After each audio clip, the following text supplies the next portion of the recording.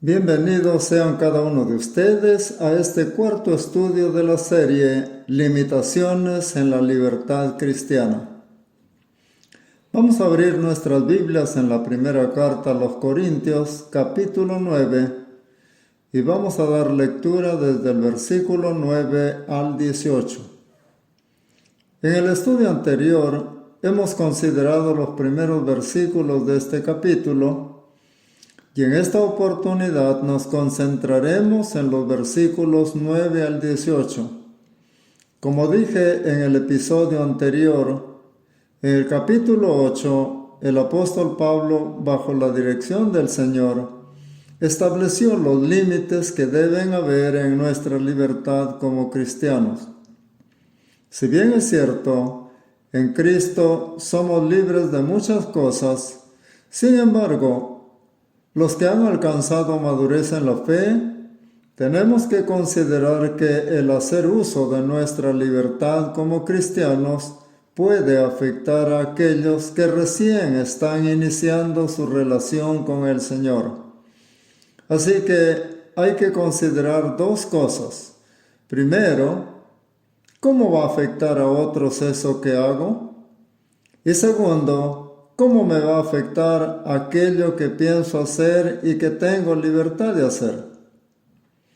Entonces, ahora en el capítulo 9, el apóstol Pablo muestra que no solamente él ha dado instrucciones para ello, sino que también él mismo ha respetado esos principios. Entonces, en los primeros versículos, desde el 1 hasta el 18, él ha establecido el deber que tiene la iglesia y el derecho que él tiene a ser apoyado económicamente por aquellos que se sirven de su servicio. Y entonces vamos a terminar esta primera parte, los versículos 9 al 18, y dice así: Porque en la ley de Moisés está escrito, no pondrás bozal al buey que trilla. ¿Tiene Dios cuidado de los bueyes o lo dice enteramente por nosotros?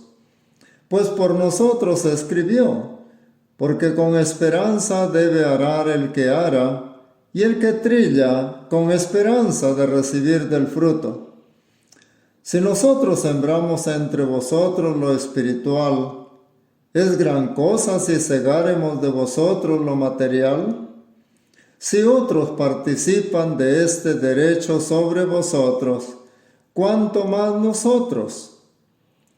Pero no hemos usado de este derecho, sino que lo soportamos todo, por no poner ningún obstáculo al Evangelio de Cristo. ¿No sabéis que los que trabajan en las cosas sagradas comen del templo, y que los que sirven al altar del altar participan? Así también ordenó el Señor a los que anuncian el Evangelio que vivan del Evangelio. Pero yo de nada de esto me he aprovechado, ni tampoco he escrito esto para que se haga así conmigo, porque prefiero morir antes que nadie desvanezca esta mi gloria. Pues si anuncio el Evangelio, no tengo por qué gloriarme, porque me es impuesta necesidad. Y ay de mí si no anunciare el Evangelio. Por lo cual, si lo hago de buena voluntad, recompensa tendré, pero si de mala voluntad, la comisión me ha sido encomendada. ¿Cuál pues es mi galardón? Que predicando el Evangelio, presente gratuitamente el Evangelio de Cristo, para no abusar de mi derecho en el Evangelio. Como podemos ver, el apóstol Pablo sigue con su razonamiento.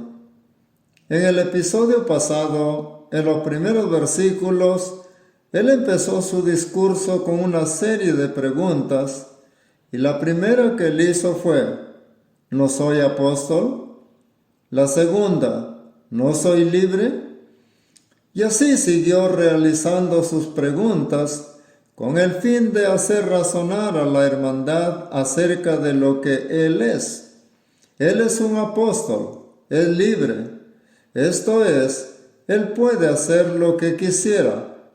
Él podía tomar las decisiones que él quisiera, pero luego él demuestra que es un apóstol y por tanto, ¿qué hace un apóstol del Señor Jesucristo? Recordemos que apóstol significa uno que es enviado oficialmente a realizar algo.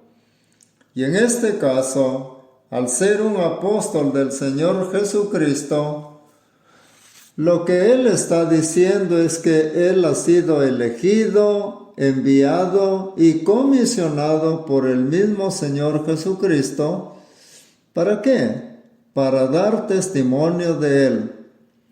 Y eso es lo que él ha hecho en toda oportunidad que tenía, donde quiera que fuera.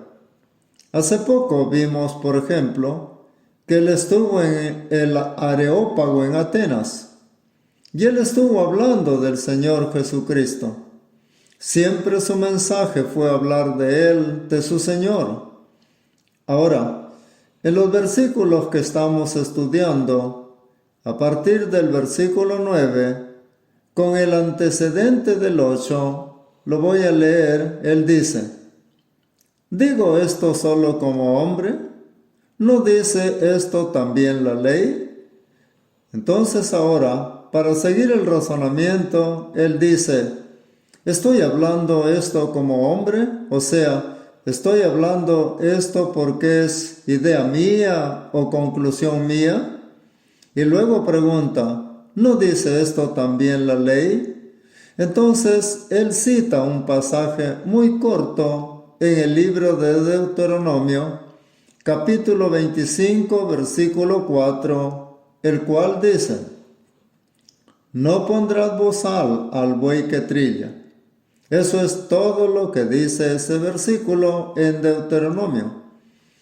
Y luego hace otra pregunta diciendo: ¿Dios está tan preocupado por los bueyes o es que él hizo que esto se escriba por otra razón? Y entonces leemos los versículos 9 y 10.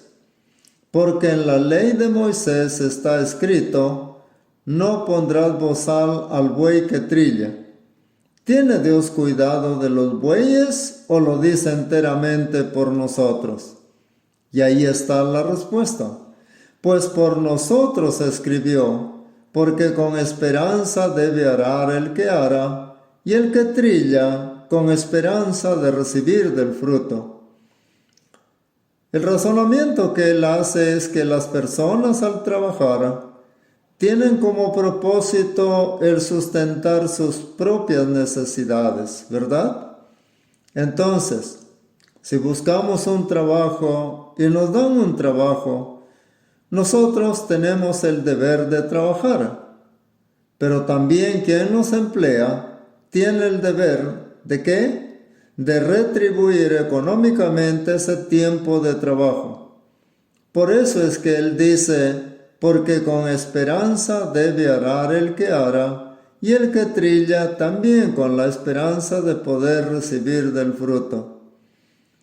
Quiero decir también que respecto a esta ley que se mencionó en Deuteronomio, así como al buey, para que lo hagan trabajar, tenían que alimentarlo bien, su dueño tenía el deber de alimentar al buey para después hacerlo trabajar. Y si el Señor estableció eso con los animales, también lo ha establecido con las personas, que las personas deben trabajar para poder sustentarse a sí mismos a través de lo que le pagan por su trabajo, por su servicio. Entonces ahora en los versículos 11 y 12, él hace la aplicación a la labor que él estaba desarrollando como apóstol. Dice ahí: si nosotros sembramos entre vosotros lo espiritual, ¿es gran cosa si segáremos de vosotros lo material? Si otros participan de este derecho sobre vosotros, ¿cuánto más nosotros? Al decir nosotros, no solo se refiere a él, sino también a los que lo acompañaban en sus viajes, como por ejemplo Bernabé, luego Silas, Tito, Timoteo y también después Lucas. Por eso él dice, si nosotros, no solamente yo, sino hay más hermanos que estamos viajando constantemente y estamos abocados a predicar el Evangelio, esto es para que ustedes puedan tener la verdadera razón de vivir, no solamente existir, hermanos. Niños, jóvenes, ustedes no solamente tienen que entender que existen. Vivir no es existir. Una planta existe, pero el ser humano que es superior a una planta no solamente existe, vive y debemos vivir nuestra vida para Dios, para nuestro Creador. Y eso es lo que se debe presentar en el Evangelio. Eso es lo que se debe presentar cuando se predica la palabra de Dios. Dios nos ha dado la bendición de venir a este mundo. Él nos da la vida, nos da aliento, con la finalidad de que nosotros le sirvamos a Él. Él nos ha creado para su gloria. Cuando Él creó al hombre y a la mujer, ellos iban a ser los representantes de Dios en la tierra. Para eso los creó. Ellos tenían que tener siempre comunión con Él, de hacer las cosas tal como Él les mandó. Por eso la gran advertencia ahí para ellos fue que si ellos desobedecían a lo que Él les estaba mandando, la comunión se iba a terminar entre ellos y su Creador. Entonces, según lo que veíamos, cuando ellos iban a predicar el Evangelio, ¿qué es lo que ellos iban a presentar? Su mensaje iba a estar basado en la realidad de que las personas existen y Dios les ha dado la vida para que ellos vivan y le sirvan a Él. Por eso es que Pablo, cuando escribe también la carta a la iglesia en Roma, en el capítulo 1, él dice que habiendo las personas conocido a Dios, no le glorificaron como a Dios ni le dieron gracias. Y ese es el problema de la humanidad. La gente vive para hacer su propia voluntad, no para hacer la voluntad de Dios. No lo honraron como Dios, no le dan gracias por todo lo que reciben. Por ejemplo, estamos tan acostumbrados a respirar en todo momento, ¿verdad? Que nuestros pulmones estén haciendo su trabajo. ¿Y quién le dice gracias a Dios porque estoy bien de los pulmones y puedo respirar? Porque si por un par de minutos sus pulmones dejaran de funcionar, ¿qué pasaría con la persona? ¿Cuántos de nosotros como creyentes le agradecemos a Dios por eso? Estamos tan acostumbrados a hacer eso que nos parece que no es de importancia. Eso es como para que usted piense y razone que hay mucho que agradecerle a Dios. Hay mucho que agradecerle a Dios. Entonces, cuando Pablo fue a presentar el Evangelio, él lo primero que les dijo era que el Señor vino a salvarlos. Y cuando él hablaba de salvación, esto indicaba que ellos estaban perdidos, que ellos estaban condenados, y que el Señor vino justamente a pagar lo que ellos deberían pagar yendo al infierno por causa de su pecado. La salvación, la vida eterna, la comunión con Dios, hermanos, ¿cuánto precio tiene eso? Y por eso es que Él hace razonar. Si nosotros sembramos entre vosotros lo espiritual, ¿es gran cosa si nos ayudan con la comida? ¿Es gran cosa si nos ayudan con un alojamiento mientras estamos acá predicando? ¿Es gran cosa si nos ayudan de esa manera? Si alguno de ustedes nos acompaña, ¿es gran cosa eso? Para que vayan entendiendo que él tenía ese derecho de ser sustentado por ellos, como lo tiene todo misionero, todo pastor en la actualidad, todo aquel que es comisionado por una iglesia a hacer alguna cosa que esté lejos de su localidad. La iglesia tiene que sustentarlo, tiene que darle para su movilidad si tiene que movilizarse. Cuando invitamos a un hermano que predique, tenemos que darle para su movilidad, ¿o no? Claro que sí.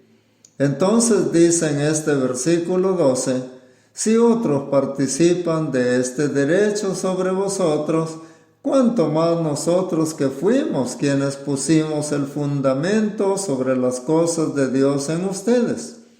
Porque ahora son otros los que sobreedifican sobre ese fundamento. Por eso es que en el 3 y 4 capítulo de esta primera carta a los Corintios, él dice, yo como perito arquitecto puse el fundamento y otro edifica encima. Pero mire cómo sobreedifica. ¿Y por qué hay que ser cuidadoso en poner un buen cimiento? ¿Y por qué también hay que ser cuidadoso si voy a sobreedificar sobre esa base? Porque dice que la obra de cada uno va a ser evaluada por el Señor Jesucristo. Y Él va a mencionar eso un poco más adelante.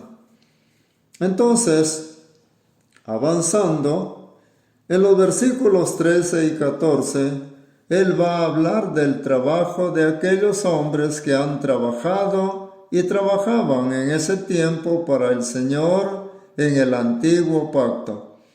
Dice en el versículo 13 y el 14, ¿no sabéis que los que trabajan en las cosas sagradas comen del templo y los que sirven al altar del altar participan? ¿De qué está hablando el apóstol Pablo?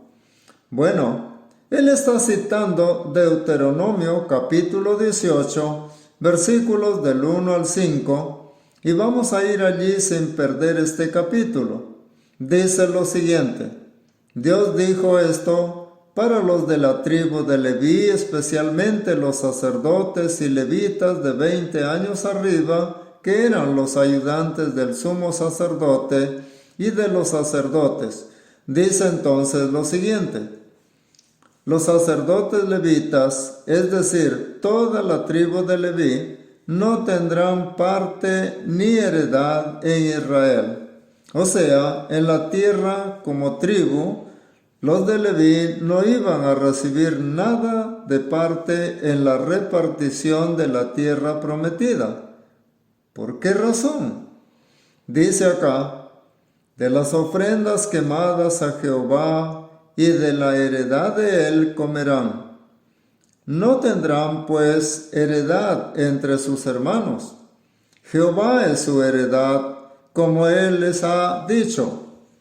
Y este será el derecho de los sacerdotes de parte del pueblo, de los que ofrecen en sacrificio buey o cordero, darán al sacerdote la espaldilla, las quijadas y el cuajar, las primicias de tu grano, de tu vino y de aceite, y las primicias de la lana de tus ovejas les darás, porque le ha escogido Jehová tu Dios de entre todas tus tribus, para que esté para administrar en el nombre de Jehová él y sus hijos para siempre.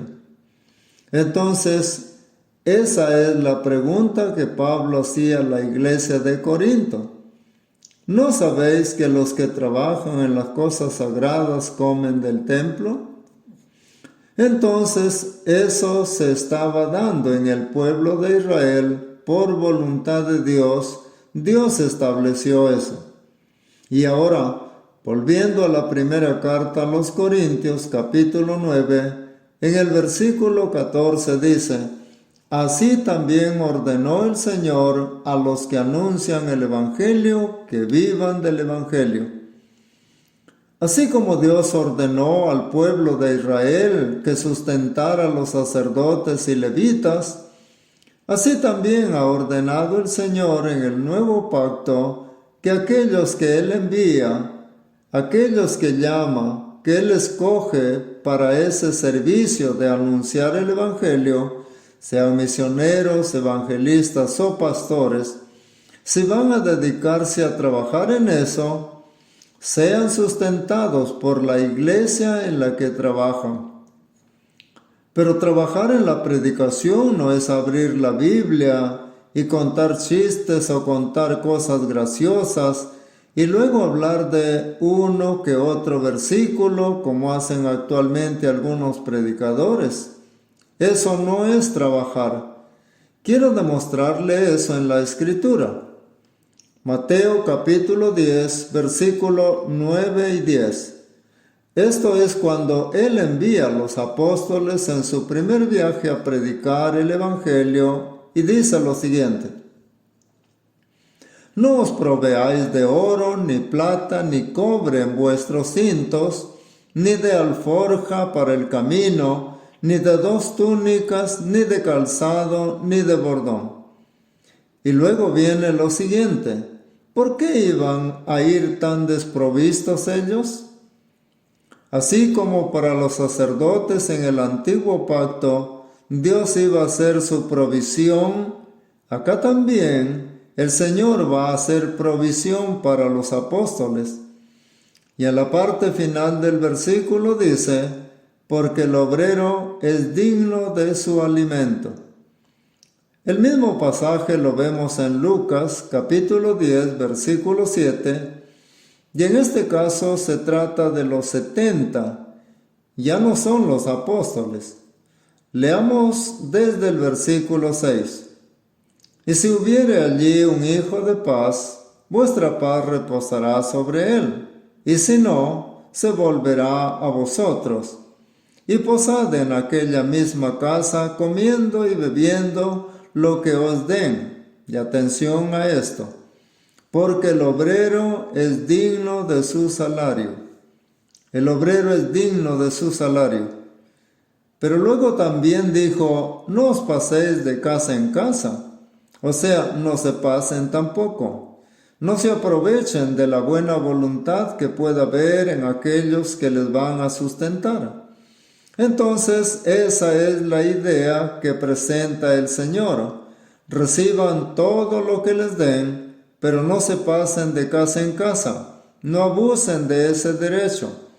Está bien que ustedes deben ser sustentados. Yo voy a proveer que hayan personas con un corazón dispuesto a que les den lo necesario, pero no abusen de ello. Entonces, Pablo está demostrando que eso es un derecho que el Señor mismo lo dio. Aquí lo estoy viendo con ustedes en 2 pasajes, tanto en Mateo como en Lucas. Pero también quiero que considere en la primera carta a Timoteo, capítulo 5, versículos 17 y 18, donde el apóstol Pablo también escribe esta carta y se la escribe a Timoteo para que él, siendo pastor, lo enseñe a la iglesia. Y entonces dice en el versículo 17 y luego el 18, los ancianos que gobiernan bien sean tenidos por dignos de doble honor. Ahora escucha esto: mayormente los que trabajan en predicar y enseñar. Y ahora note esto que dice acá: pues la Escritura dice: no pondrás bozal al buey que trilla. Ya lo hemos leído, ¿verdad? Eso está en el Antiguo Testamento. Pero luego él añade la palabra y, o sea, hay algo más acá, otra escritura. ¿Cuál es esa escritura? Digno es el obrero de su salario. ¿De dónde está tomando él esto? ¿de dónde ha tomado esa otra escritura el apóstol Pablo? Lo de no pondrás bozal al buey que trilla, él lo tomó de Deuteronomio, lo cual escribió Moisés al pueblo de Israel. Pero lo de digno es el obrero de su salario, ¿de dónde la toma? Porque él está diciendo, la escritura dice, la está tomando de Lucas. En ese tiempo del apóstol Pablo, cuando él escribe a Timoteo, después de ya estar varios años ministrando como apóstol, él dice que lo que escribió Lucas es escritura inspirada por Dios tan igual y con la misma autoridad como escribió Moisés en el Antiguo Testamento a Israel. La misma autoridad tiene lo que escribió Lucas bajo la dirección del Espíritu de Dios. Por eso es que él pone las dos citas, Antiguo y Nuevo Testamento. Por eso es que, volviendo a 1 Corintios 9, él dice en el versículo 14, así también ordenó el Señor. Así como él ordenó en el antiguo pacto, así también en el nuevo pacto, él da esa orden que se le debe dar un sustento, en este caso aquí, al pastor. Veamos ahora en el versículo 17 de la primera carta a Timoteo, que dice, los ancianos que gobiernan bien sean tenidos por dignos de doble honor, mayormente los que trabajan en predicar y enseñar. Y ahí la palabra trabajan se ha traducido de una palabra en el griego que significa trabajar hasta el agotamiento, que ya no tiene fuerzas. Los que son diligentes en desempeñar bien la labor de enseñanza, se pasan días estudiando, tratando de entender qué es lo que el Señor está diciendo. Y bueno, volviendo a 1 Corintios 9, para terminar los versículos del 15 al 18, dice lo siguiente. Pero yo de nada de esto me he aprovechado, ni tampoco he escrito esto para que se haga así conmigo, porque prefiero morir antes que nadie desvanezca esta mi gloria. Pues si anuncio el Evangelio, no tengo por qué gloriarme. O sea, no tengo por qué jactarme de que estoy predicando. ¿Por qué? Porque para eso Dios me ha dado la vida y me ha salvado. Para eso, para que le sirva. Ni siquiera tengo que esperar recompensa de Dios. ¿O sí? Él promete, pero Él no está en el deber de recompensarme. ¿Por qué? Porque Él ya me ha bendecido en Cristo Jesús con todo lo que ni siquiera merezco. Así que, a trabajar por amor, por gratitud, por todo lo que Él ha hecho por mí. Entonces Él termina diciendo ahí, por lo cual, si lo hago de buena voluntad, el Señor ha prometido recompensarme, no porque Él tenga el deber y yo el derecho de reclamarle lo que Él ya ha prometido, porque Él ha dicho, pues, que el obrero es digno de su salario. Él se va a encargar de eso a través de las personas creyentes. Entonces, si lo hago de buena voluntad, el Señor me recompensará. Pero si lo hago de mala voluntad, de todas maneras, tengo que hacerlo, porque el Señor me ha comisionado a hacerlo. Así que tengo que hacerlo. Pero si lo hago de buena voluntad, si lo hago con esfuerzo, con dedicación, con amor, entonces el Señor va a premiar esa actitud. Y Él dice finalmente que no ha escrito todo eso para que hagan así con Él.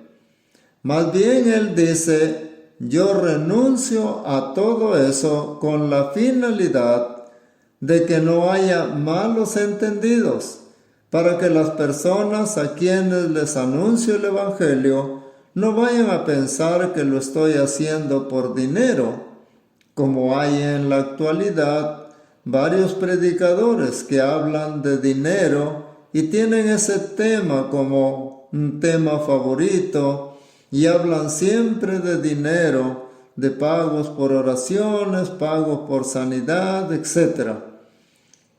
Los que estamos llamados por Dios no nos ocupamos de eso, más bien nos ocupamos de presentar el mensaje de su palabra, porque al final de cuentas Él nos va a juzgar por todo eso. Para concluir, el apóstol Pablo dijo a esta iglesia en el capítulo 3, versículos 12 al 15, que si alguno edificare oro, plata, piedras preciosas, madera, heno, hojarasca, dice, el fuego la probará. El Señor va a emitir un juicio justo.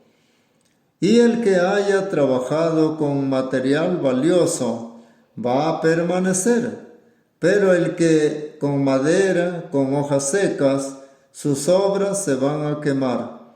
Entonces, por eso es que uno debe ver cómo trabaja, qué es lo que está haciendo en su labor de enseñanza, porque Dios va a juzgar al obrero y su obra. Por eso debemos tratar de hacerlo bien por amor y por gratitud, sin esperar nada a cambio. Y lo que sea que hagamos, sea para edificación de nuestros hermanos y prójimo y para la gloria de Dios. Aquí concluimos el estudio de hoy. Muchas gracias por habernos acompañado en este estudio. Dios bendiga a cada uno de ustedes.